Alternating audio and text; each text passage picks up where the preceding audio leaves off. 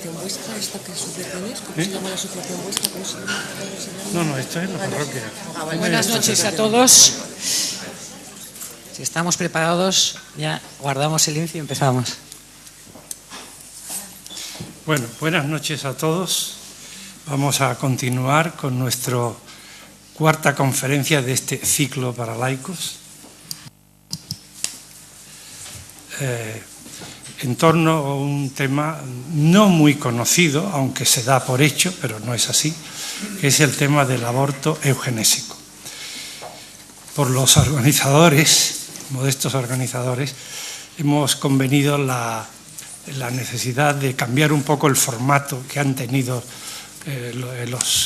las conferencias anteriores de un solo conferenciante, dado que el problema del aborto eugenésico tiene un perfil, por una parte, jurídico-político y, por otra, un perfil médico, que hay un poco que penetrar en él para conocer el dramatismo que tiene cuando unos padres se dan cuenta o se enteran de que el hijo que esperan pues, es un mal formado.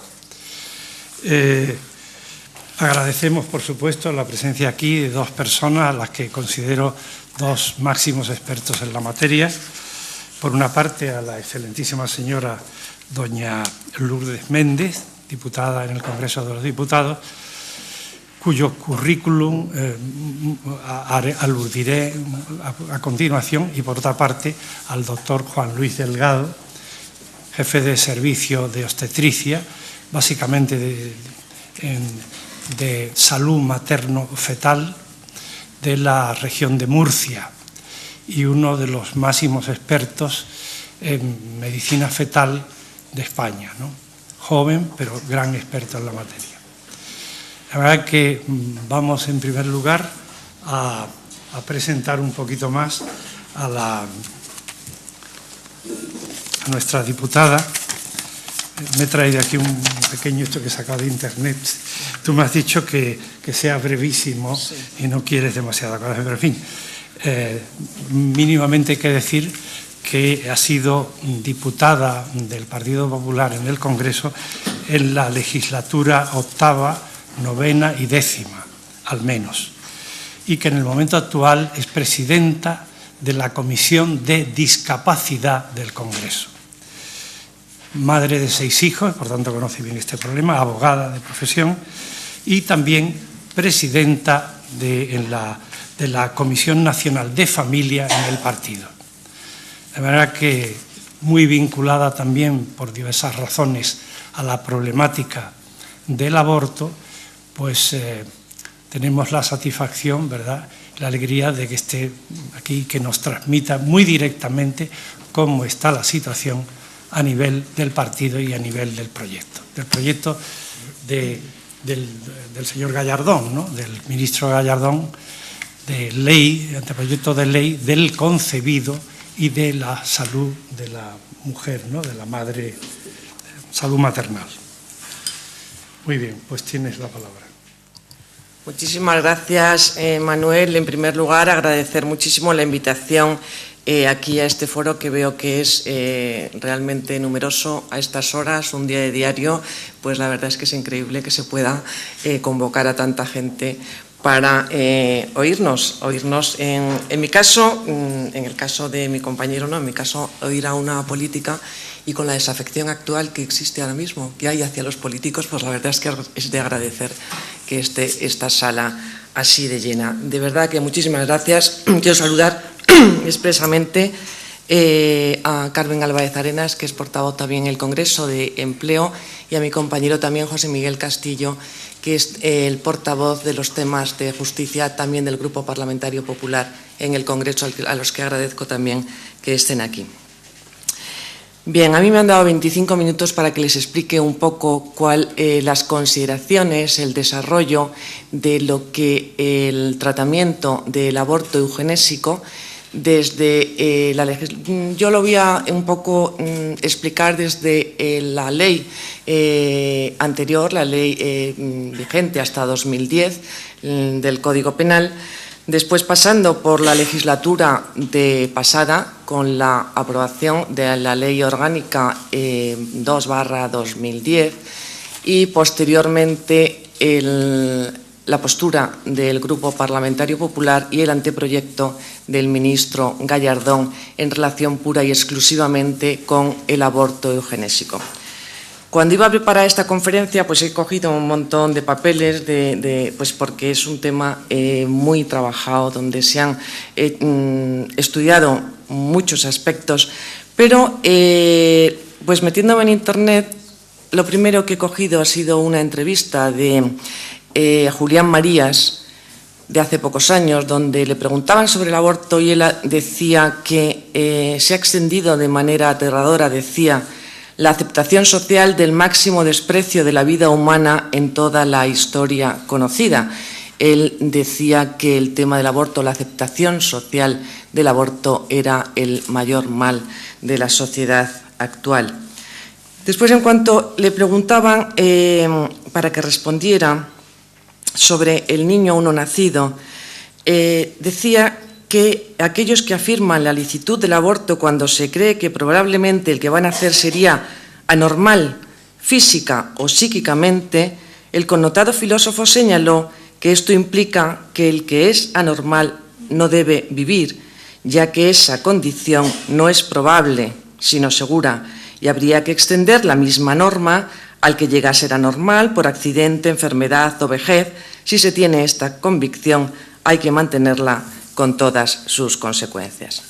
Pues bien, el tratamiento del aborto eugenésico en el Código Penal, anterior a la Ley Orgánica 2010, establecía que el aborto es un delito y solamente despenalizado en 3 supuestos, que es la grave salud física o psíquica de la madre por motivo de violación o bien en el caso de que existieran graves malformaciones en el feto.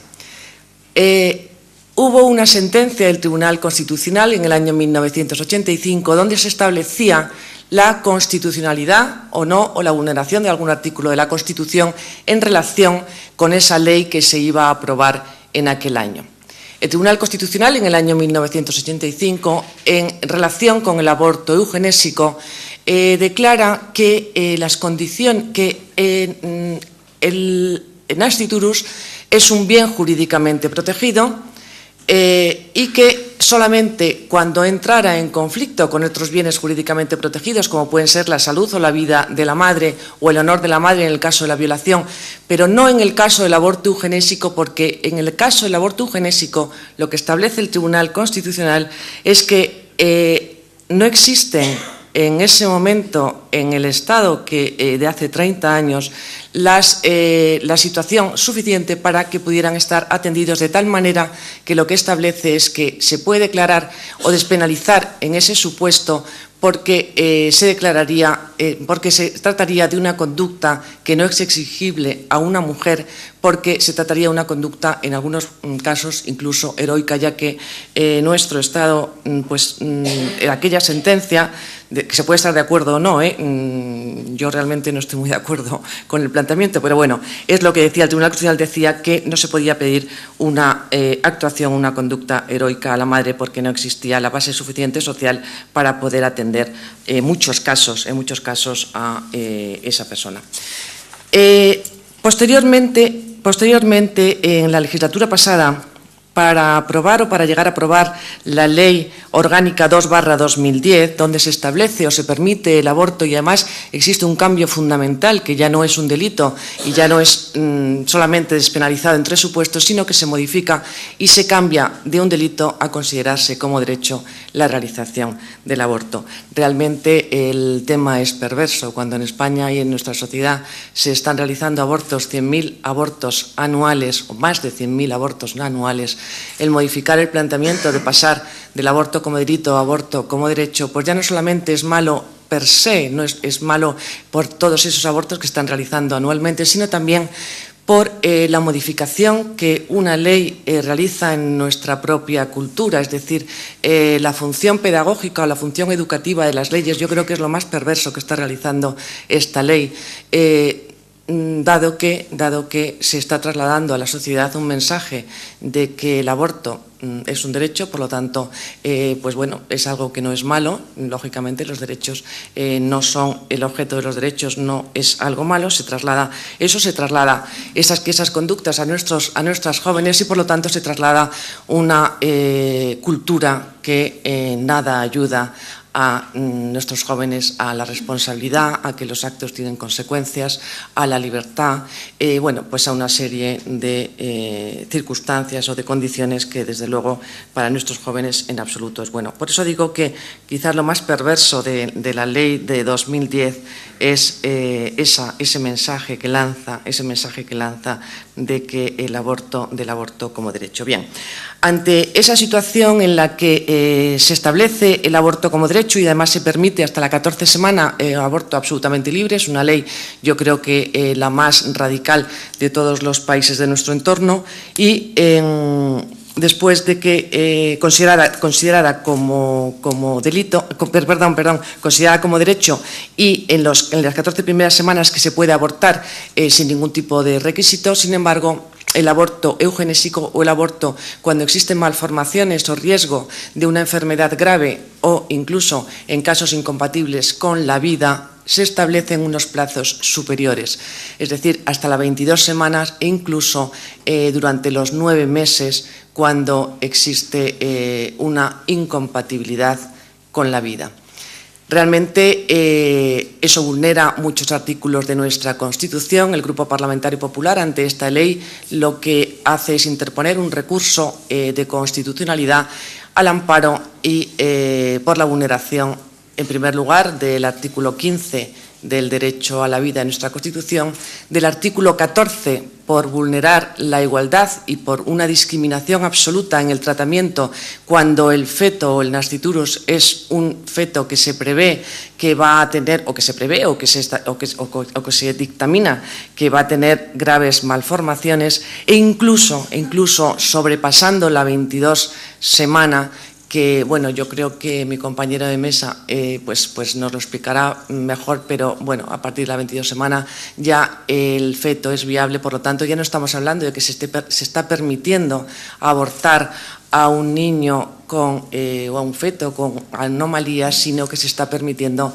abortar a un niño, puesto que eso ya es viable. Bien, pues en esta situación, el Grupo Parlamentario Popular, ya digo que presenta un recurso ante el Constitucional que de momento no se ha sustanciado, y allí, entre otras cosas, se dice que se atenta, ya digo, contra estos artículos que he comentado. En relación a la barbaridad que es el que se pueda abortar un niño con más de 22 semanas, en nuestro recurso incluso decíamos que hay casos de aborto eugenésico que parece que incluiría cegueras o sorderas de nacimiento, falta de miembros superiores o inferiores, síndrome de Down, entre otras graves enfermedades o discapacidades. No pueden dejar de recordarnos teorías eugenésicas de infausto recuerdo cuando fueron objeto de aplicación en la historia, que defendieron las tesis de vidas que no merecen la vida o vidas que son una carga, ¿no? Bueno, pues nosotros nuestro recurso ante el Constitucional también nos basábamos en la sentencia de 1985 para decir que las circunstancias se han cambiado de 30 años para acá. Cuando yo decía antes que el Tribunal Constitucional había sentenciado pues que en el caso del aborto eugenésico no se podría exigir una conducta heroica a la madre, sin embargo, se basaba en que no existían las condiciones en nuestra sociedad para ayudar a esa madre. El fundamento de ese supuesto incluye verdaderos casos límites, se encuentra en la consideración de que el recurso a la sanción penal entrañaría la imposición de una conducta que excede de la que normalmente es exigible a la madre y a la familia. La afirmación anterior tiene en cuenta la situación excepcional en que se encuentran los padres y especialmente la madre, agravada en muchos casos por la insuficiencia de prestaciones estatales y sociales que contribuyan de modo significativo a paliar en el aspecto asistencial la situación y eliminar la inseguridad que inevitablemente ha de angustiar a los padres acerca de la suerte del afectado. Pues bien, en la medida en que se avance en la ejecución de políticas preventivas, en la generalización e intensidad de las prestaciones asistenciales que son inherentes al Estado social, se contribuirá de modo decisivo a evitar la situación que está en la base de la despenalización. De la lectura de esos párrafos se deduce que el Tribunal Constitucional admite la constitucionalidad de los casos de aborto eugenésico no porque exista un valor jurídico que pueda oponerse al de la vida humana del feto, sino por el principio de la no exigibilidad de otra conducta. Ahora bien, en la actualidad nuestra situación es absolutamente diferente. Se ha cambiado mucho desde el año 85 ahora. Tenemos leyes como la Ley de la Autonomía y la Dependencia, múltiples medidas que garantizan la no discriminación de las personas en el acceso al empleo, a la educación, a la vivienda, al transporte público. Existen también la consideración de que la discapacidad no es un problema de unas personas que debían ser protegidas por instituciones y el tratamiento, además, desde un enfoque de pura asistencialidad, sino que las personas con discapacidad ya se les reconoce una dignidad que implica que es merecedora de un respeto que no guarda relación con sus condiciones o características propias. Se ha avanzado muchísimo no solamente en el tratamiento jurídico de las personas con discapacidad, sino en el reconocer los derechos que estas personas tienen y, por lo tanto, no estamos en la misma situación que estábamos en ese año. ¿Cuánto tiempo me queda, Manuel? Porque no me quiero... ¿Voy bien? Mucho tiempo. Vale, bien, bien. Bueno, por lo tanto, parece como si aquello fuera una condición que habría que cumplirse, que yo pienso que se ha cumplido y, por lo tanto, ahora mismo existen en nuestra sociedad y en nuestro Estado, en el estado de bienestar, en el Estado social de derecho que tenemos, una situación en la cual la atención a las personas con discapacidad difiere mucho de lo que pasaba hace 30 años. Y además de todo esto, existe una razón fundamental de carácter jurídico, y es que en los últimos años se ha aprobado la Convención de la ONU sobre los Derechos de las Personas con Discapacidad del año 2006, cuyo artículo 10 del derecho a la vida establece que los Estados partes reafirman el derecho inherente a la vida de todos los seres humanos y adoptarán todas las medidas necesarias para garantizar el goce efectivo de ese derecho por las personas con discapacidad en igualdad de condiciones con los demás. Este es un tratado que lo firma España en el año 2007, entra en vigor en el año 2008 y toda nuestra legislación tiene que desarrollarse acorde con esa firma de ese convenio, de esa convención para las personas con discapacidad del año 2006. Por lo tanto, se obliga a España a que realice todas las modificaciones oportunas para que esto se cumpla. En primer lugar, lo primero que no se cumple de acuerdo con esta convención es la protección de las personas con discapacidad y la discriminación existente en la regulación actual de acuerdo con, sobre todo en el tema del aborto, hay otras leyes que también habrá que modificar, pero en esta en concreto no se cumple en absoluto lo establecido en la Convención de la ONU sobre los derechos de las personas con discapacidad y, por lo tanto, ha de realizarse una modificación. Independientemente de todo esto, pues bueno, después de que hace 2 años el Partido Popular gana las elecciones y, por lo tanto, el Gobierno de la Nación, ahora mismo ostentado por el Partido Popular, apoyado por el Grupo Parlamentario Popular en el Congreso, pues se establecen una serie de medidas, entre ellas, pues el ministro Ruiz Gallardón, que da la casualidad de que su padre fue en aquellos momentos, cuando yo comentaba la ley del 85, el que en el Congreso también defendió el derecho a la vida y en contra de muchas de los temas o del articulado que en aquella ley se quería entonces implantar.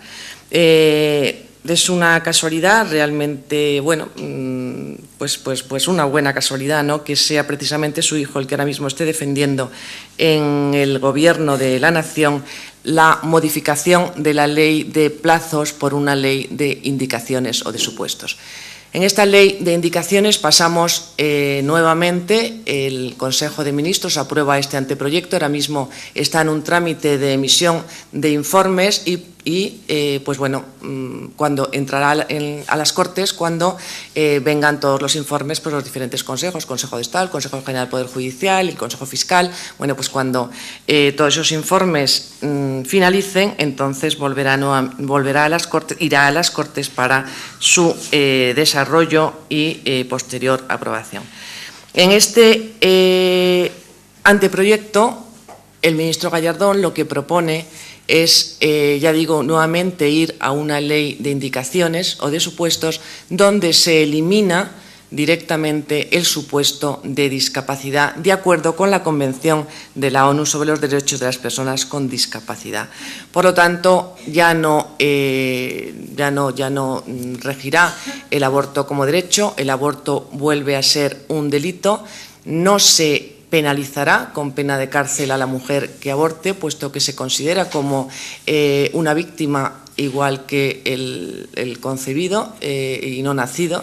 Bueno, no digo en la misma igualdad, ¿no? Pero vamos, que quiero decir que también está considerado por ese motivo, no se va a penalizar en este anteproyecto, por lo menos de esta manera está ahora mismo concebido. Y el supuesto, y lo fundamental es que el supuesto de eugenésico y el supuesto de posibilidad de penalización para aquellas mujeres que aborten porque ha existido un diagnóstico de una anomalía grave, pues desaparece. Solamente se establece que si esa anomalía grave que sea incompatible con la vida supone para la mujer un grave riesgo de sus facultades psíquicas, solamente en ese caso se produciría una posibilidad de considerarlo como despenalizado. Pero obviamente se pasa de un concepto de considerar el aborto como derecho a considerarlo como delito. Es decir, es una acción antijurídica, contraria a derecho y solamente despenalizada en algunos casos en los que exista conflicto entre dos bienes que deben ser jurídicamente protegidos, la salud o vida de la madre y, en caso de violación, por el derecho al honor. Y, como digo, el supuesto de discapacidad desaparece. No está exento. Ahora mismo, como todos ustedes habrán visto, habrán leído y bueno, pues habrán conocido los problemas que están surgiendo a raíz de este anteproyecto de la ley del aborto. Pues bueno, pues todas la oposición, obviamente, utilizándolo además como un tema para las elecciones, o sea, un tema ahora mismo para las elecciones europeas de oposición, y pues con unos mensajes y unas ideas que bueno, pues que no corresponden en absoluto a la postura que el Grupo Parlamentario Popular ha mantenido a lo largo de todo el tiempo. Y en cuanto al aborto eugenésico, quizás a nivel social, pues es el que parece como que más normal, que por eso decía al inicio de la exposición que la aceptación social del aborto pues es uno de los males fundamentales de nuestro tiempo. Y es que incluso en nuestro entorno, ¿no? En nuestro entorno, en mujeres que bien formadas, con una información pues incluso católicas, apostólicas y romanas. Estoy ahora mismo en una parroquia, por lo tanto puedo hablar en ese sentido. Pues piensan que cuando viene un niño mal formado, con malformaciones, pues quizá sí que la madre tiene derecho a poder abortar o por lo menos a evitar ese sufrimiento. Y es un tema que está aceptado como tal. Pues quizás yo pienso que es un poco una aberración. Desde luego ya hemos visto que atenta contra nuestra Constitución y, por lo tanto, pues debe ser un tema que no solamente desde la política, sino desde la propia sociedad, pues quizá debamos de lanzar mensajes en pro de las personas con discapacidad y de evitar la discriminación y defender la vida, que es lo que yo creo que es una de las cosas más bonitas y fundamentales que desde el punto de vista del político puede hacer en el Congreso de los Diputados. Y yo me quedo a la espera, pues me quedo a la espera de que luego al final de la exposición de mi compañero puedan hacerles preguntas para contestar lo que ustedes quieran que les conteste. Muchísimas gracias.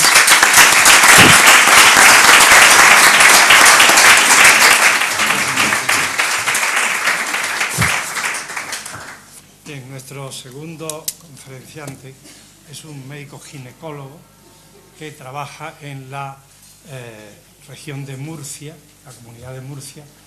Es responsable de salud materno-fetal en el hospital más importante de Murcia, Virgen de la Risaca, que se llama, y también es profesor asociado de obstetricia y ginecología en la Universidad de Murcia.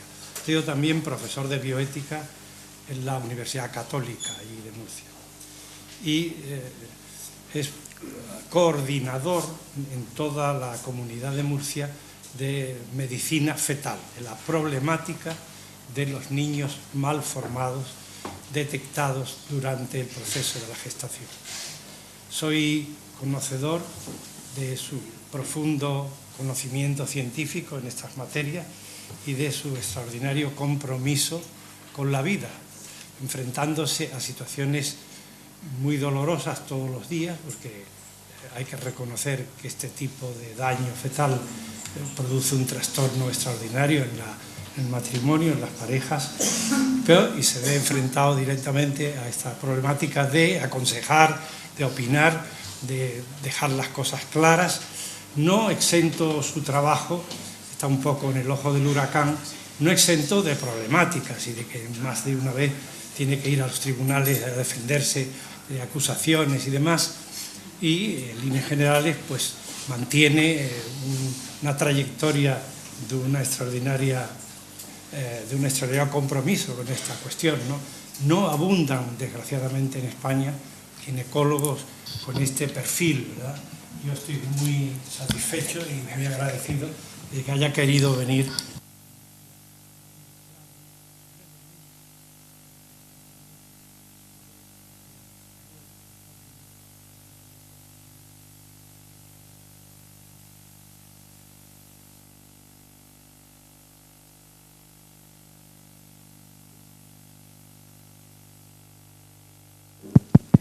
Permitidme hablar de pie, porque estoy acostumbrado a hablar en la facultad y los médicos solemos hablar de pie, y sobre todo porque voy a basar toda mi presentación en imágenes que se van a proyectar aquí.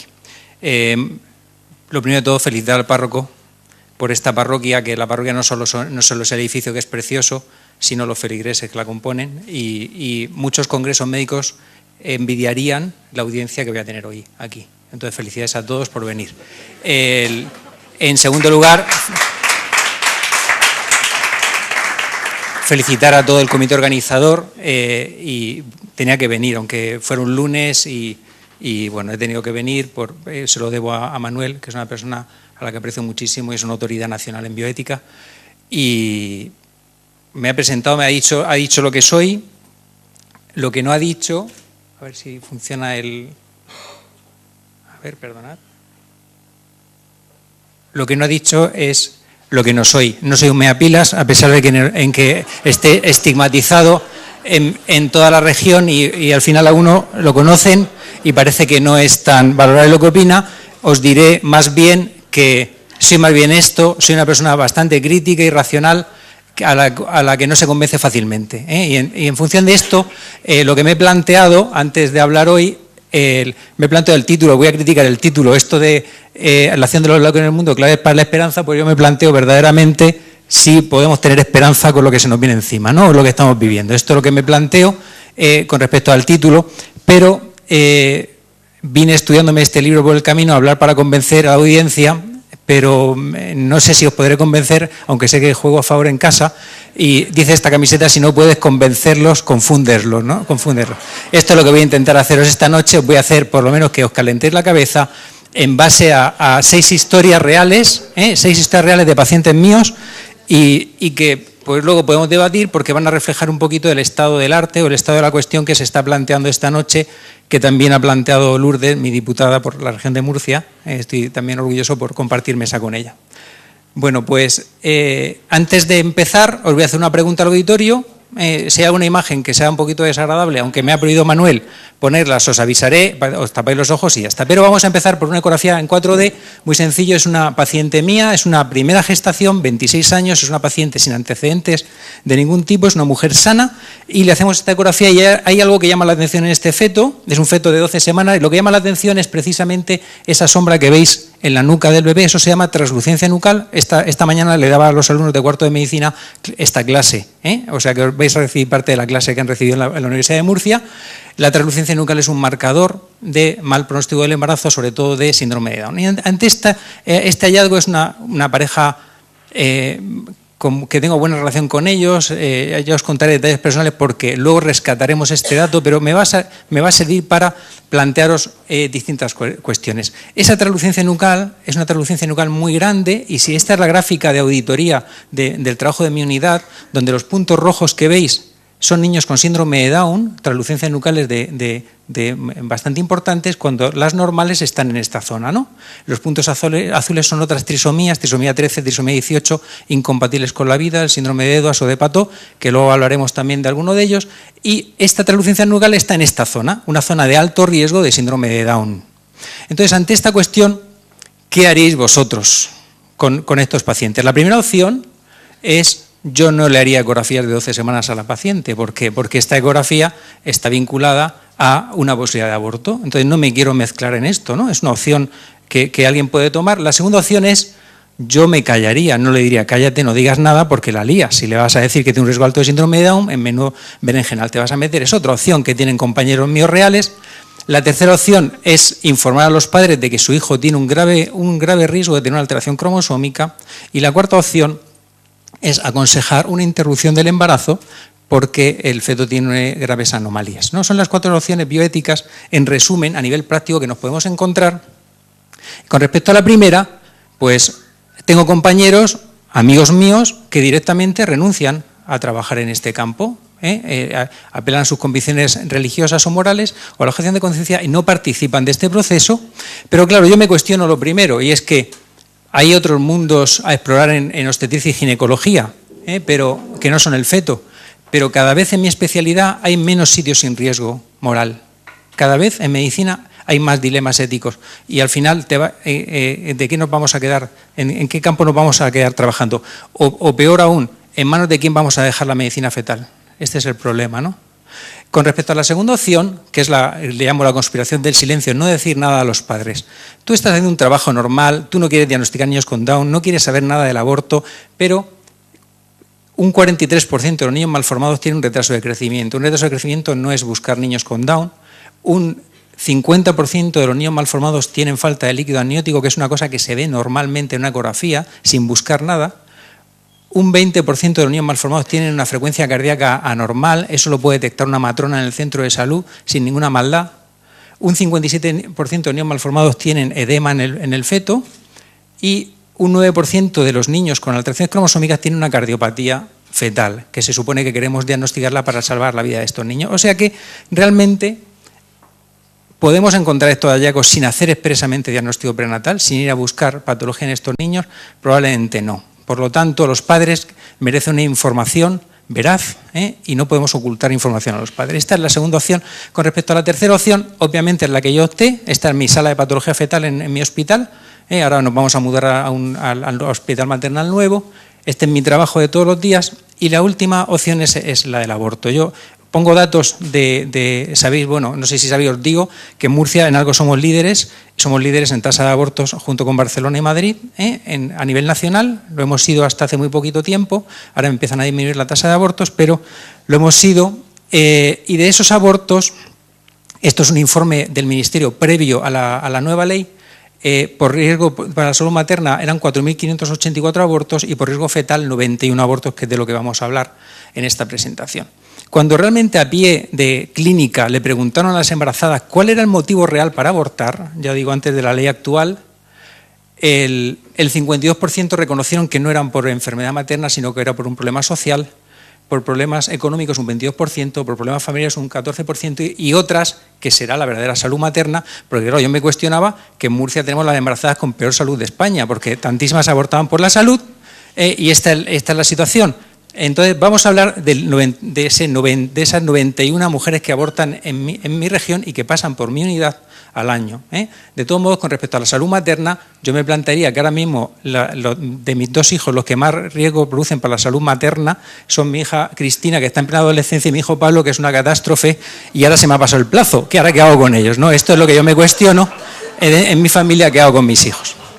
Entonces, me planteó Manuel hablar del drama del aborto eugenésico. A mí, drama eugenésico, mi problema os voy a decir cuál es. Mi problema es que he hablado de esto muchas veces y os voy a decir un secreto, y es que no me gusta hablar del aborto.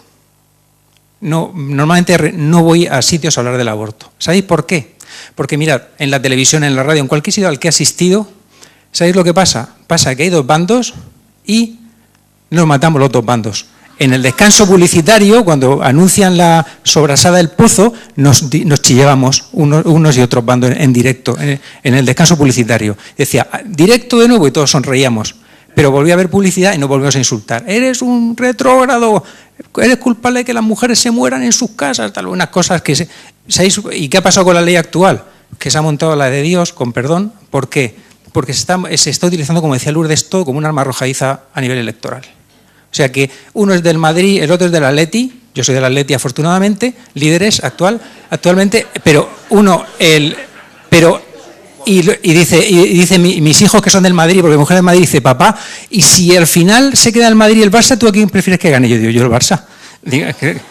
Entonces, y esto ocurre en el aborto, esto ocurre en el aborto igual.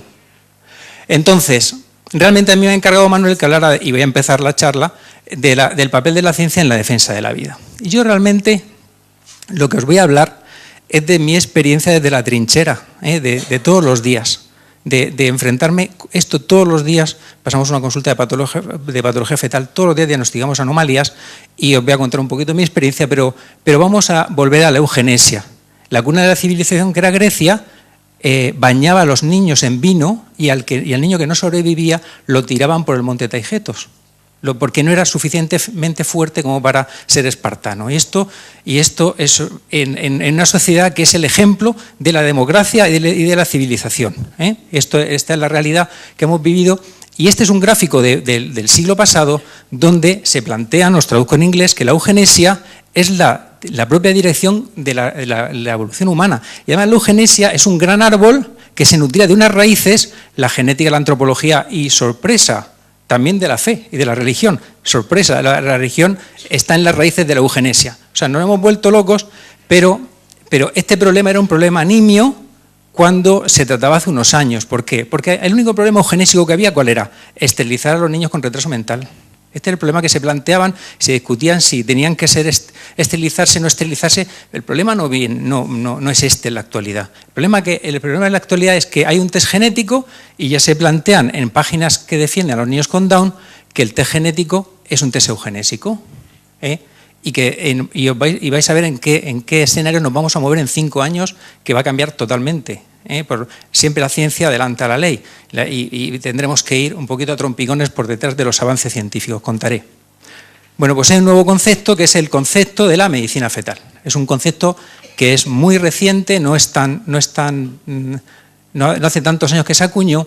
La medicina fetal intenta disminuir la muerte y el hándicap que en el año 2014 está basado en 3 problemas fundamentales. El primer problema son las anomalías del feto. El segundo problema son las alteraciones de la placenta, que van a dar lugar a la hipertensión del embarazo y a los niños con retraso de crecimiento intrauterino. Son los niños de 500 gramos, 600 gramos que sacamos y van a la UCI neonatal y que tanto coste humano y económico producen. Es el proceso más caro de la sanidad, más que un trasplante hepático, y los partos prematuros. Bueno, pues esas 3 patologías se diagnostican en 2 momentos del embarazo, con la ecografía de la 12 semana y con la ecografía de la 20 semana. Esas 3 patologías, que son el 90% de la patología del feto y del recién nacido.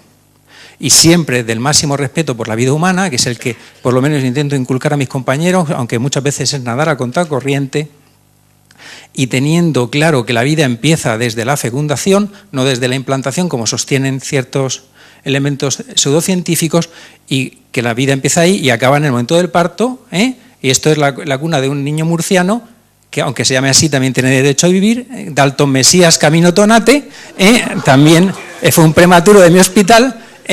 Os podéis imaginar que no era murciano los progenitores, pero tan respetable como otro cualquiera. Bueno, pues Dalton Mesías sobrevivió a la prematuridad.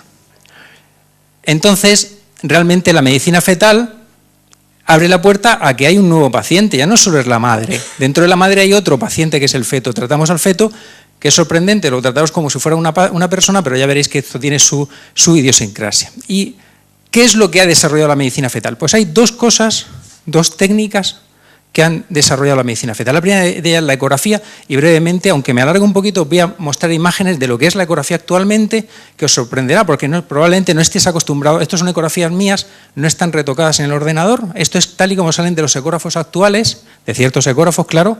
Esto es el útero con un bebé de 9 semanas dentro. Esto es un embrión de 9 semanas y media. El mismo embrión de 9 semanas y media. Esto son 2 embriones de un embarazo gemelar bicorial, 2 mellizos. Esto es un embrión de 9 semanas y media, el mismo embrión, que podemos iluminarlo dentro del útero como queramos. Es un embrión de 9 semanas y media. Otro embrión también, con el amnios. Estas son ecografías ya reales de la actualidad. Son 10 semanas de embarazo, ya mayor, ya lo veis. Estos son 13 semanas, que es cuando se hace la ecografía del cribado, ya se ha formado entero, ya es un feto.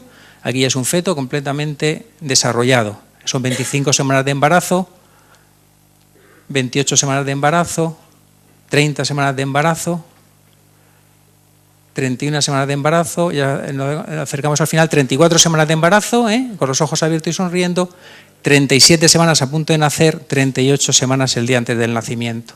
Habéis visto que la ecografía ha cambiado un poquito. ¿Esto qué ha cambiado? Que podemos entrar en el vientre materno y ver el feto. Antes no lo podíamos ver, antes eran sombras. ¿Cuántos habéis visto ecografías y dicen, no me he enterado de nada? Ahora sí os enteráis.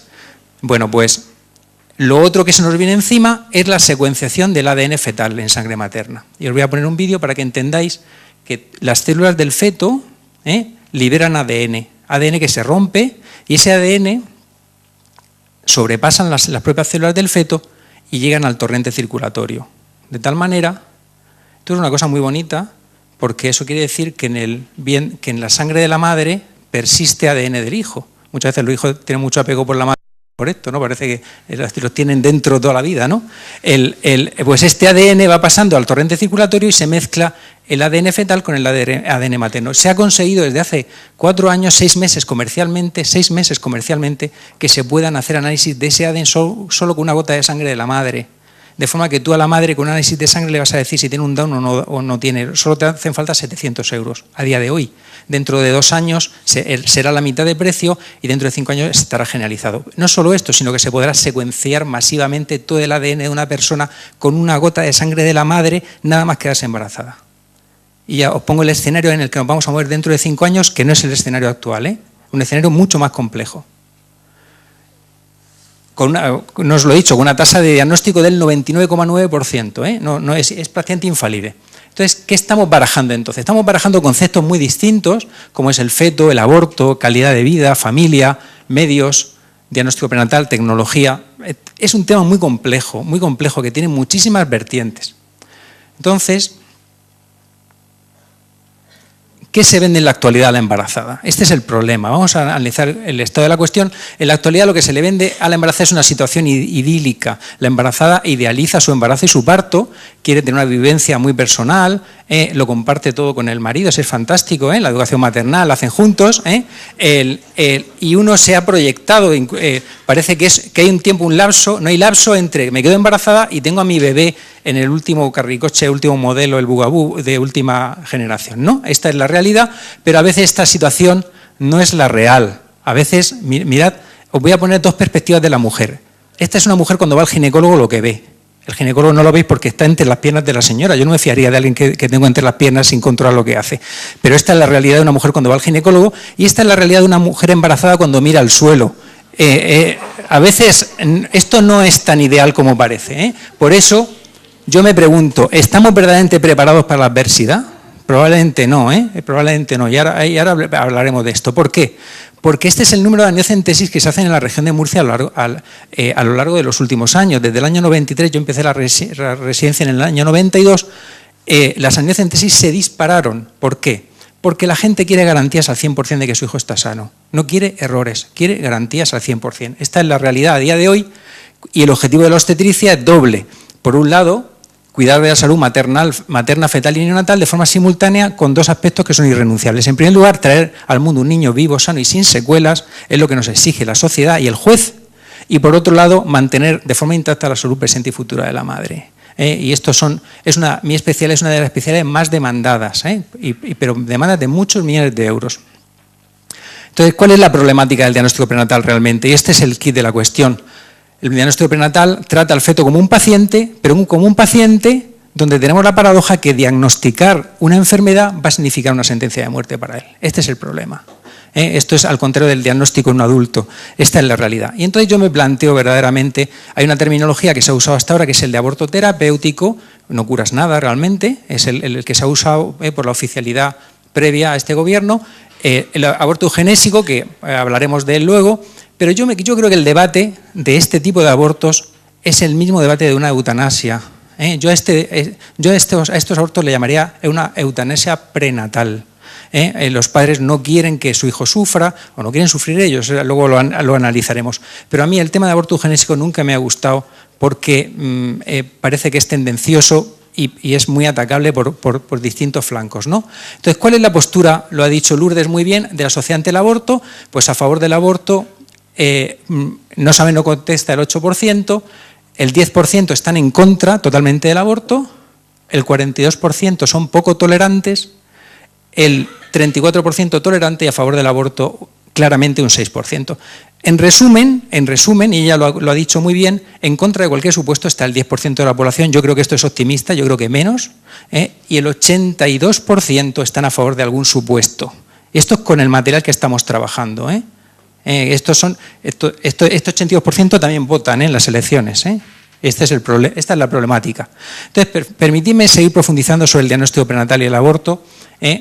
Y os voy a hablar de un concepto que no sé si estáis familiarizados, que en la actualidad se está mucho y que es muy criticado, que es el concepto de cribado o screening, que es un término anglosajón, que es el de filtrado, cribado. En Murcia, las embarazadas, como se hacen el triple screening, le dicen, yo me he hecho el triple spinning, y parece que están todas las embarazadas pedaleando todo el día, ¿no? Dice, yo he hecho triple spinning hoy, y yo digo, debe ser cansadísimo esto de pedalear. Mirad, en la región de Murcia hubo en el año 2011 18.000 partos, de los cuales por estadística tendría que haber 36 niños con Down. Entonces me planteo, verdaderamente yo que hago cribado en el embarazo, ¿qué pasa? ¿Que estoy haciendo soy un eugenésico nato? ¿Qué es lo que estoy haciendo?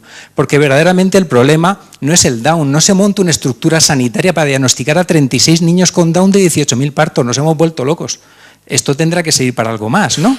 Tendrá que seguir para algo más. El problema no es el Down, esto es el hijo de un matrimonio que no lo abortó, que era de la obra, y no abortaron este bebé, y por eso tenéis las imágenes. Si no, imágenes de Down en directo hay muy poquitas en la actualidad, porque la gente los aborta casi todos. Mirad, el problema es que los embarazos se tienen que adecuar la asistencia a las embarazadas. ¿Por qué? Porque el dinero no es infinito y tenemos que adecuar los recursos a mujeres que verdaderamente necesitan atenciones más cercanas, ¿no? O más intensas.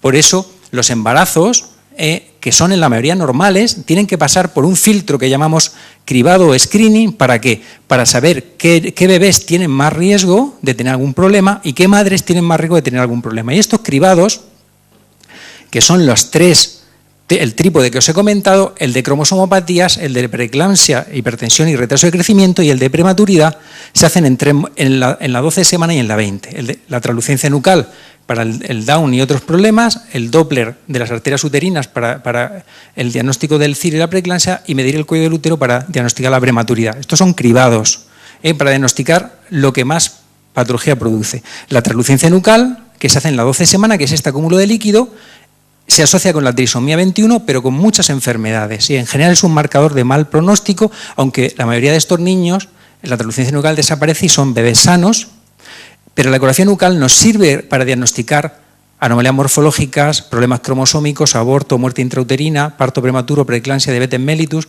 crecimiento intrauterino restringido y macrosomía del feto. O sea que no solo estamos diagnosticando niños con Down, estamos diagnosticando patología del feto. Por eso hay un concepto que es nuevo desde hace 3 o 4 años nada más, que es, antes a la embarazada se la atendía muchísimo al final del embarazo y muy poco al principio, y ahora se ha invertido esta pirámide del cuidado, y en función de la ecografía del primer trimestre, la teóricamente ecografía para descartar el Down, se monta todo el sistema de control del embarazo. Esta es la realidad. O sea que hay un montón de fechas de embarazada y los ginecólogos trabajamos siempre porque no se nos cumpla el plazo, porque si no la madre no va a poder abortar, etcétera, etcétera, que es lo que vivimos, y es una pena que la asistencia la hagamos en función de criterios que están alejados de la salud del feto, a criterios legales, ¿no? Es lo que hemos vivido hasta ahora. Vamos a hablar del asesoramiento y la información a los padres. Os he dicho que los padres merecen una información veraz. Por eso el diagnóstico prenatal es un asunto de información científica. No es nada más que informar a los padres del bienestar de su hijo, que tienen derecho. Y tenemos montado un sistema muy, muy potente, con un montón de especialidades, con genetistas, con expertos en salud medioambiental. Todos intervenimos en el asesoramiento de los padres. Pero ¿sabéis lo que ocurre? Pues lo que ocurre es esto. Os voy a plantear los 6 casos y vais a ver el día a día nuestro, de la teoría, de lo que es muy bonito en el papel, luego qué pasa realmente. Os voy a contar primero la historia número 1, es el feto que os enseñé nada más empezar la charla, la presentación. Esto es una imagen en primer plano del feto de 12 semanas, está muy ampliada. Matrimonio fantástico, son creyentes, me dicen no queremos hacernos, Jolín, no nos queremos hacer el cribado porque nosotros no estamos a favor de esto, tendríamos un niño con un Down, no queremos abortar, no nos hagas el cribado. Tiene una translucencia nucal grande y le tienes que decir, esto está asociado con una alteración cromosómica, entonces hazme el cribado. Pero no nos vamos a hacer la amniocentesis porque la amniocentesis es para abortar, no queremos abortar. El riesgo que le sale de Down es una posibilidad entre 2, no existe riesgo estadístico mayor. Y entonces nos dice, bueno, hemos decidido hacernos la amniocentesis porque así nos preparamos para cuando nazca nuestro hijo, se hace la amniocentesis Down. ¿Y entonces qué ocurre? Entonces hablas con ellos, le informas, los intentas mandar a la Asociación de Niños con Síndrome de Down y ellos te dicen, pero claro, hemos pensado, nos han dicho, habéis pensado, cuando no estéis vosotros, ¿quién va a cuidar a tu hijo? Y abortaron. La pareja católica apostólica romana que no quería, abortaron. Y ella cogió una depresión bestial. Por eso os cuento, os cuento esto porque esto lo decía mucho mi padre. Era un latinajo que decía mucho mi padre, investigué, ese día se me vino a la cabeza y es esto de Sultorum infinitum est numerus, y esto no era creo que era de Cicerón, sino que está en la Biblia. Esta frase es de la Biblia, que luego se tradujo al latín como perversi difficile corrijunturis est stultorum infinitus est numerus, que ya sabéis todos claramente que significa que los malvados difícilmente se corrigen y es infinito el número de los necios. Luego esto en la Nueva Vulgata se tradujo mejor y es lo torcido no puede enderezarse y lo que falta no se puede contar. Hablábamos de la esperanza, ¿no? Esperanza era de la charla, ¿no?